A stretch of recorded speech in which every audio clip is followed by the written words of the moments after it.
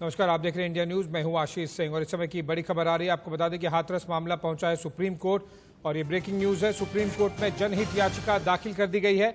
याचिका में supreme court से इस मामले को लेकर संज्ञान लेने की मांग की गई है। साथ ही हाईकोर्ट की निगरानी में जांच की मांग की गई है ताकि दोषी बच न पाए।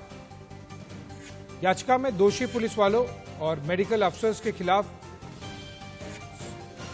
एक्शन लेकर उन्हें सस्पेंड करने की कार्रवाई की भी मांग की गई है। याचिका में दिशा निर्देश बनाने की भी मांग की गई है ताकि भविष्य में किसी भी पीड़ित परिवार का कानून से भरोसा न उठे जैसा हाथरस के परिवार का उठा है। सुषमा मौर्य ने ये याचिका दाखिल की है। तो अब ये मामला जो लगातार पिछले 3-4 दिनों से गर्माता जा रहा था, अब सुप्रीम कोर्ट पहुंच गया है। इंडिया न्यूज पर पीड़ित के भाई ने हाथरस पुलिस प्रशासन पर कई गंभीर आरोप लगाए हैं। पीड़ित के भाई का कहना है कि उसकी बहन का शव तक नहीं देखने दिया गया।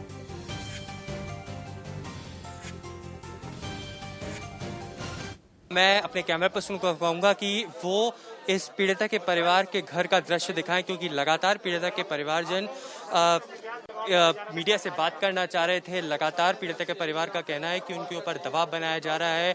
पिछले 2 दिनों से पीड़िता के परिवार को नज़रबंद करके रखने की बात भी कही गई है। ऑफिशियल जो जॉइंट एसडीएम हैं, उनसे जब हमने बात करी तो उन्होंने इन सभी बातों को निराधार बताया। उन्होंने कहा कि कोई भी मोबाइल फ़ोन हमने जब्त नहीं किया था, किसी भी तरीके से पुलिस का कोई दबाव पीड़िता के परिवारजन के ऊपर नहीं था और हर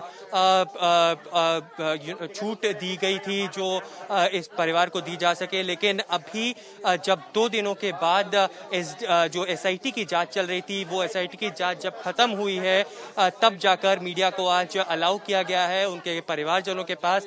हमने मां से बात करने की कोशिश करी, लेकिन मां बेहद दुखी है और मां अभी तक उस सदमे से बाहर नहीं उभर पाई है जिस सदमे को उन्होंने कुछ दिन पहले बर्दाश्त किया और अपनी बेटी को खोया। और यही दर्द बयां करती हैं वो तस्वीरें जो हमने अब परिवारजनों की देखी हैं। सभी परिवारजन बेहद दुखी हैं। हम बात करने की कोशिश भी करेंगे पीड़िता के भाई के साथ, जो मेरे साथ लगातार मौजूद हैं, और उनसे जानने की कोशिश करेंगे कि क्या कुछ हुआ पिछले 2 दिनों में एसआईटी की जांच में, क्या कुछ सामने निकला और ऐसी कौन सी पूरा प्रेशर था जो इनके ऊपर क्रिएट किया गया था, क्या सच्चाई है आखिर वो बताना चाहते हैं।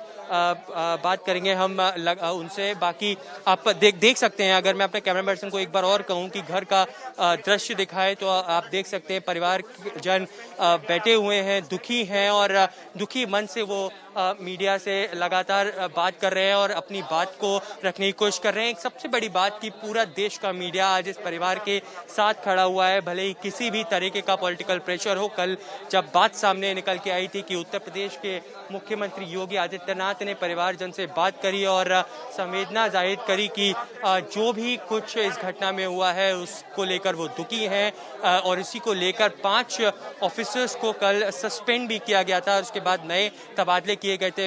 पीड़िता के भाई हमारे साथ इस वक्त मौजूद हैं। हम जानने की कोशिश करेंगे उनसे कि पिछले 2 दिनों में ऐसा क्या हुआ। आप बताइए, 2 दिन तक मीडिया को आप लोगों से बात करने की अनुमति नहीं दी गई थी, ऐसा क्या कुछ हुआ? पूरी घटना बताइए आप हमें कि अब जब कोई मीडिया को अलाउ कर दिया गया है, आप क्या कुछ बताना चाहते हैं? हाँ, मीडिया को अलाउ कर दिया वो अच्छी बात है, पर कल तो बिल्कुल ही नहीं आनी थी, ना ही। और ये क्या जा रहा था कि एसआई टीम घर में बैठी है। यहाँ एसआई टीम तो कोई कल बिल्कुल ही नहीं आई और जिस पहले दिन आई थी बस उस दिन। तो तरीके की पूछताछ एसआईटी ने आपसे करी, क्या कुछ सवाल किए गए आपसे, क्या कुछ जानकारी आपसे दी? एसआईटी ने जो पूछा हमने सारा कुछ उन्हें बताया, जो हकीकत था और क्या नाम है और जो भी था हमने सब कुछ बताया, क्योंकि हमारी बहन के साथ जो भी इतना अत्याचार करा है उन लोगों को भी बताया कि इन लोगों ने भी करा। देखिए, जो इनिशियल पोस्टमार्टम की रिपोर्ट आई उसमें ये भी कहा गया कि जो पीड़िता के साथ रेप भी नहीं हुआ है। इस तरीके की घटना की आप किस तरीके से? नहीं, देखिए ये चीज़ तो ये सारा कुछ हमें पता नहीं चल पा रहा है कर क्या रहे हैं ये लोग। जब ये सारा कुछ नहीं हुआ, रेप भी नहीं हुआ और ना ही गर्दन टूटी, ना रीढ़ की हड्डी टूटी, ना जीभ काटी, तो फिर हमारी बहन मर कैसे गई ये बताइए। इस चीज़ का भी जो जवाब दीजिए, मर कैसे गई। आप लोग सारा सबूत खत्म कर देंगे, हम लोगों को एकदम दबाव में डाल दिया है। ये हमारे साथ क्यों इतना अत्याचार कर रहे हैं, हमारी बहन के साथ इतना अत्याचार करा है कि उसका हम आगे बोल नहीं सकते। कल उत्तर प्रदेश के मुख्यमंत्री योगी आदित्यनाथ ने भी आपसे बात करी, आपके कल परिवार से? कल नहीं, हमसे नहीं करी उन्होंने। इस तरह की कोई बात भी उत्तर प्रदेश के मुख्यमंत्री ने नहीं, उस दिन एक दिन पापा से करी है, वो भी चंदपा के थाने के लिए बोल के एसडीएम ऑफिस ले गए। उनसे अकेले में उनसे बात नहीं हो पा रही है, उनकी तबीयत इतनी खराब थी और वो इतने पढ़े लिखे भी नहीं है कि जो समझ सकें और उनसे क्या साइन करवाएं, ये भी पता नहीं है। किस तरीके के दबाव की आप बात कर रहे हैं? बात ये कह रहे हैं कि जो चल रहा है, ये जो हमारी बहन का, ये बिल्कुल खत्म हो जाए, बिल्कुल पैसे ले लें, ये ले लें, वो ले लें, और इतना दबाव बना रखा है उन लोगों ने। कल एसआईटी की टीम आपके घर पे नहीं थी, बिल्कुल नहीं थी, पता नहीं कहाँ पे बैठी हुई थी, घर तक तो बिल्कुल नहीं है ऐसी टीम। अब आप क्या मांग करते हैं आगे? मांग आगे यही रखेंगे, हमारी आज भी यही मांग है, आगे भी यही मांग रहेगी जब तक नहीं होगी। बहन की हमारी के जो गलत हुआ है, इंसाफ मिलना चाहिए, आरोपी को फांसी दे देनी चाहिए, जो भी आरोपी हैं। क्या सीबीआई की जांच की मांग भी करते हैं आप? नहीं, अब सीबीआई की जांच क्या होगी जब हमने सारा कुछ हकीकत बताया है, और सीबीआई की जांच से बस जरूरत ही क्या है, बताइए। इंडिया न्यूज ने पीड़िता की बहन से भी एक्सक्लूसिव बात की। बहन ने पुलिस प्रशासन पर इस मामले को लेकर गंभीर आरोप लगाए हैं। ये बातचीत सुनिए। हाथरस की बिटिया के घर हम इस वक्त मौजूद हैं। आप देख सकते हैं उसके पीछे माँ दुखी हैं, उनकी बहन हमारे साथ हैं और हम उससे जानने की कोशिश करेंगे कि किस तरीके से पिछले कुछ दिन आपके बीते, क्या कुछ रहा एसआईटी की जांच में, और जब पुलिस अधिकारी लगातार इनसे जांच कर रहे थे तो क्या कुछ पूछा गया। आप अगर हमें पिछले कुछ दिन बयां कर सकती हैं, कितने दुख भरे आपके कुछ दिन थे, और जिस तरीके से पुलिस लगातार जांच कर रही है इस दुख घड़ी में, क्या आप संतुष्ट हैं? सर, हमें किसी पे भरोसा नहीं है, ना तो हमें पुलिस पे भरोसा है, ना किसी टीम पे भरोसा है, हमें किसी जांच पे हमें नहीं भरोसा सर। किसी तरीके से लगातार एसआईटी की जांच चल रही थी, आप बता रहे थे काफ़ी पुलिस वाले आपके घर में मौजूद थे, एसडीएम और एडीएम की टीम्स भी आई, किस तरीके के सवाल आपसे किए गए? क्योंकि लगातार बात चल रही थी कि दबाव भी बनाया जा रहा है आप लोगों के ऊपर, स्टेटमेंट्स ना बदलने के, जो वीडियोज़ बाहर आए हैं वो आपसे बार बार कहा गया कि उनको बाहर सर्कुलेट नहीं किया जा सके। क्या इसके पीछे आपको लगता है? पता नहीं सर, ये सरकार हम लोगों के साथ में क्या करेगी, हमें नहीं विश्वास, किसी पे अब विश्वास नहीं रहा सर। एक बड़ा क्लेम और एक जो बड़ी बात परिवारजन लगातार कह रहे हैं कि आपकी बहन का शव आपको नहीं दिया गया, उनकी अंतुष्टि भी नहीं करने दी गई। क्या कुछ हुआ था उस दिन? नहीं दिया सर, हमने प्रशासन, डीएम सर जो हमारे बड़े हैं और भी अधिकारी थे, हम लोगों ने सबके पैर पकड़े, सबसे हाथ जोड़ के विनती की, हमारी बहन की बॉडी हमारे घर तक लेके चलो, एक बार हमें जो हमारी हिंदू रीति रिवाज है वो करने दो, और रात को बॉडी हम लोग नहीं लगाते, हम दिन में बॉडी लगाएंगे। पर उन्हें हमारे लोगों की एक भी नहीं चलनी थी। पता नहीं उन्हें किस बात का डर था, हमें नहीं मालूम है। हमें ये भी नहीं मालूम है कि हमारी बहन थी उस बॉडी में। हमें तो यही लग रहा है कि उस बॉडी में हमारी बहन नहीं थी, और उन लोगों की ये बात से डर था कि अगर हम बॉडी दिखाएंगे तो ये लोग हंगामा करेंगे कि हमारी बहन कहाँ है। हमें नहीं। कि जो दोषी परिवार है वो बहुत ही नज़दीक आपके रहते हैं, कभी ऐसा लगा था कुछ इतने सालों में आप लोग यहाँ रहे हैं कि इस तरीके का कुछ हादसा हो जाएगा या फिर वो इस तरीके की हरकतें करेंगे? अब मैं आपसे बराबर बोल रही हूँ कि आपका बोलना, हमारा बोलना, आप जैसे हमसे बात कर रहे हैं नॉर्मली तरीक़े से, ऐसे ही हम मतलब व्यवहार था लोगों का, तो उस व्यवहार से नहीं लगता था। अब मुझे नहीं पता आपके अंदर क्या चल रहा है कि आप क्या कर सकते हो क्या नहीं मालूम है। ऐसे करके उन लोगों का भी था बोलने चालने का ढंग, लोग नॉर्मली तरीके से बात करते थे, और थोड़ा मोड़ा झगड़ा तो उन लोगों में हो जाता था कुछ बातों को लेके। तो यही सब बात है। और अपना काम, लड़की हमारी बहन इतनी सीधी थी कि सिर्फ अपने काम से काम रखती थी। उसने हम लोगों ने कभी ये नहीं सोचा था कि हमारी बहन के साथ में इतना गलत होगा, ऐसा ये लोग करेंगे पड़ोस में रहकर भी, क्योंकि पड़ोस वाले हर जगह होते हैं पर इतना गलत नहीं सोचते कोई। पर इन दरिंदों ने पता नहीं क्या सोच रखी थी, क्या ऐसा लोगों ने कि इतना गंदा किया है लोगों ने। क्या अब आप मांग करते हैं आगे, किस तरीके से इंसाफ चाहते हैं इस पूरे घटनाक्रम में?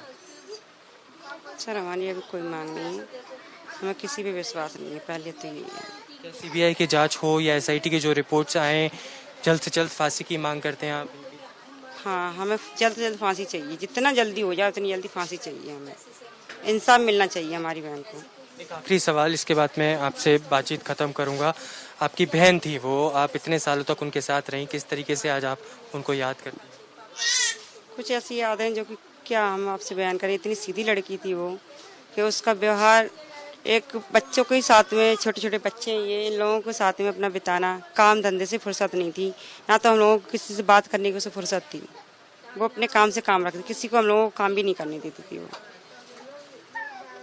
साफ तौर पर आप देख सकते हैं परिवारजन काफ़ी दुखी है इस वक्त। इस दुख की घड़ी में पूरा देश उनके साथ है, पूरा मीडिया उनके साथ है और लगातार जिस तरीके से पीड़िता की बहन ने ये बात कही कि ये कभी भी नहीं सोच सकती थी कि इतने जो पड़ोसी हैं उनके साथ इस तरीके का व्यवहार कर सकते हो। एक सादी सी साधारण सी लड़की थी और बड़े बड़े उसके सपने थे, लेकिन उसने कहीं ना कहीं इस पूरे घटनाक्रम में अपनी जान गंवाई, परिवार ने अपनी बेटी को गंवाया और अब मांग है तो सिर्फ और सिर्फ इंसाफ की। कैमरा पर्सन अविनाश के साथ ऐश्वर्य जैन, इंडिया न्यूज़, हाथरस। हाथरस में पीड़िता के कुछ और रिश्तेदारों से इंडिया न्यूज ने एक्सक्लूसिव बात की। सुनिए उन सभी बातचीतों को। इस हालात में आज ये घर है वो वाकई में शब्दों से बयान नहीं किया जा सकता है। दुख की घड़ी में आज पूरा देश, पूरा मीडिया इस परिवार के साथ लगातार है और हम ये ही इन लोगों से लगातार बात भी कह रहे हैं कि क्या, और पूछा भी हमने कि क्या वो इन्वेस्टिगेशन एजेंसीज के साथ लगातार इनके साथ समर्थन कर रहे हैं। तो इनका साफ तौर पर कहना था कि हर उस जवाब को हमने दिया जो उन्होंने हमसे पूछा। दबाव की बात भी साफ तौर पर कही कि दबाव बनाया गया था। हम बात करेंगे पीड़िता के परिवार जन से। आप बताइए कि क्या कुछ हुआ पिछले 2 दिनों में? SIT की टीम आपके घर पर थी, क्या कुछ पूछा? SIT के वो मुझे नहीं पता है कि क्या पूछे हैं क्या नहीं पूछे, मुझे पता नहीं। अच्छा, आप ये बताइए कि जो भी घटनाक्रम, हकीकत बात है वो SIT को बता दिया गया और उन्होंने क्या लिखा है, सही लिखा है ना गलत लिखा है। ये लोग तो पढ़े लिखे नहीं है। बस जो दबाव की बात की गई है कि पीड़िता के परिवार पर दबाव बनाया जा रहा है, आप किस दबाव की बात कर रहे हैं? दबाव यही, बॉडी आई नहीं दरवाजा तक। यदि दबाव नहीं होता तो हम लोग अपने हाथ से माने दाह संस्कार करते। यही था दबाव, और क्या था। साफ तौर पर जिस तरीके से कहा गया है कि जो पोस्टमार्टम रिपोर्ट आई है उसमें तो ये भी कहा गया है कि रेप हुआ ही नहीं। इस बात ये सब दाब दिया है, इन दरिंदों ने दाब दिया है। चाहे कोई भी हो, मैं किसी का नाम नहीं ले रहा, दाबने का कोशिश किया गया पूरा। एक आखिरी सवाल, जो कल खबरें आ रही थी कि पूरी तरीके से आप लोगों को नजरबंद कर दिया था घर के अंदर, घर से बाहर नहीं निकलने दिया जा रहा था। मोबाइल फोन, हम वास्तव में वहाँ तक जाते हैं फिर वापस आ जाते हैं, बाहर तो कहीं नहीं जा नहीं सकता। मोबाइल फोन्स भी आपके जब्त कर लिए गए थे? हाँ, सिपाही भी ऊपर छत पर पड़े हुए। क्या आप इंसाफ की मांग कर रहे हैं? क्या चाहते हैं CBI की जांच हो इस पूरे केस? जरूर CBI की जांच होनी चाहिए सर, ये बात है। CBI जांच होनी चाहिए। जिस कायदा से केस को दबाने का इरादा किया जा रहा है उस कायदा से हमें तो ये भी नहीं पता कि मतलब हमारी बेटी का ये 100 है, हमारे समधी की बेटी का 100 है। हमें नहीं पता किसको लाके जाके जला दिए, क्या ना कर दिए। हो सकता है कहीं छुपा के भी रखे, ऐसा भी हो सकता है। दूसरा लाके यह वो कर दिया हो। साफ तौर पर काफी सारे सवाल परिवारजनों के बीच हैं।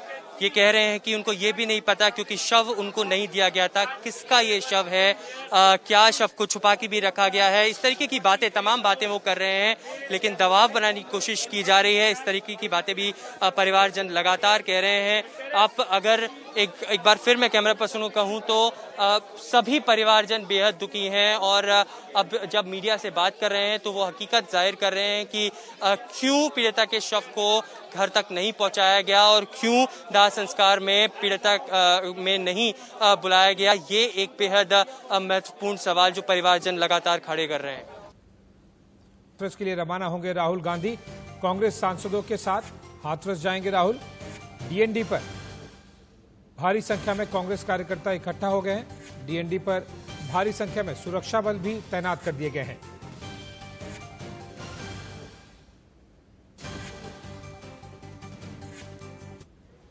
तब तक कोशिश करते रहेंगे राजीव जी और प्रियंका जी के नेतृत्व में, जब तक हमें वहां जाने नहीं दिया। किस तरीके का प्लान है सर आज जाने का? पिछली बार गाड़ियों काफिले से गए थे, इस बार बस से जा रहे हैं? मुझे कुछ भी आइडिया नहीं है।